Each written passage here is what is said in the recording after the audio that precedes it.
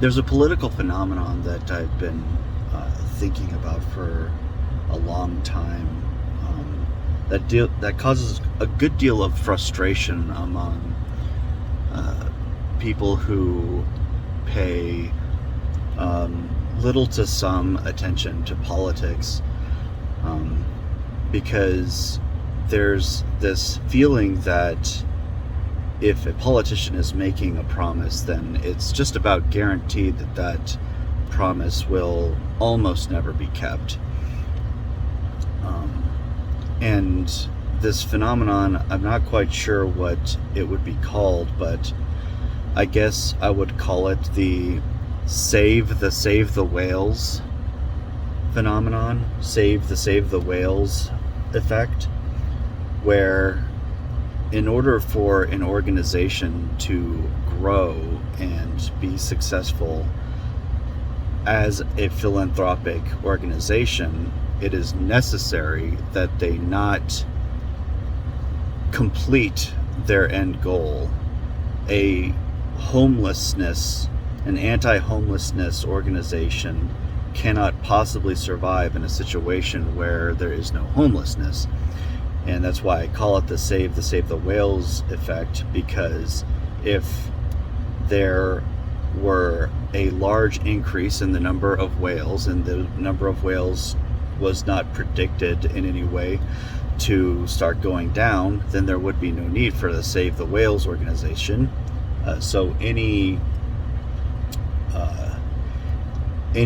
attempt which is likely to be successful in saving the whales, the Save the Whales organization would need to fight against it, which is why things that are guaranteed to be effective, such as nuclear power, um, are stiff-armed, while things like solar power and wind, um, which are clean, are embraced because they don't really solve the problem. There was an attempt in, I believe it was South Africa, where there is a rhinoceros population. They made it legal to profit off of rhinoceroses. So you have a ranch, you have rhinoceroses at the ranch, you sell their horn, you make a big load of money, and you use that to buy more rhinoceroses or to improve the health and safety of the rhinoceroses that you have. And as the story goes, this was successful. People had a monetary incentive to increase the population of rhinoceroses, so the population of rhinoceroses increased, just like with chickens and with meat cows and milk cows. The population increased, and there was no reason to suppose that it would start going down, because there was a monetary incentive to increase the population of rhinoceroses. And of course, the organizations which were for the betterment of rhinoceroses were all opposed to this. They had their reasons. It was inhumane. We can't see them as things that are to be used for monetary gain, blah, blah, blah.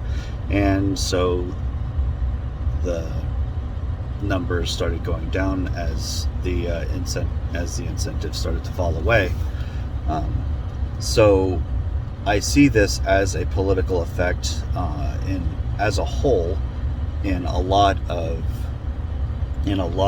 political endeavors in both the Democrat and Republican Party, the conservative and liberal parties.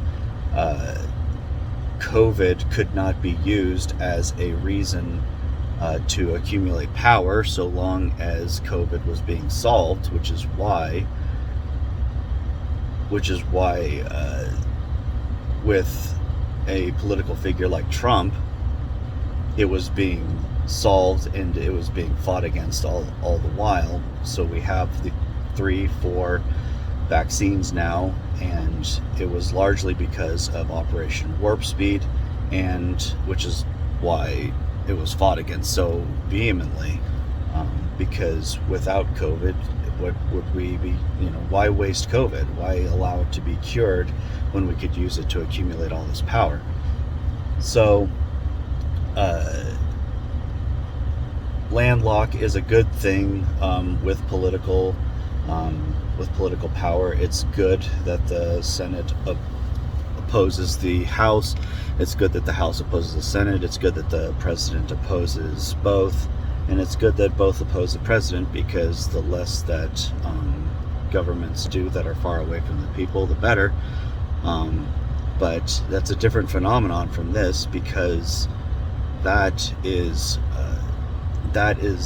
something that opposes political endeavors from a centralized government. And this is something that opposes good political endeavors in general, because we want these problems to be solved. We want homelessness to go down. We want wages to go up. We want people's suffering to be minimized. But if all of this happens, and there happens to be a political party which benefits from the problems of other people because they can offer solutions, is it any surprise that that political party would oppose these endeavors?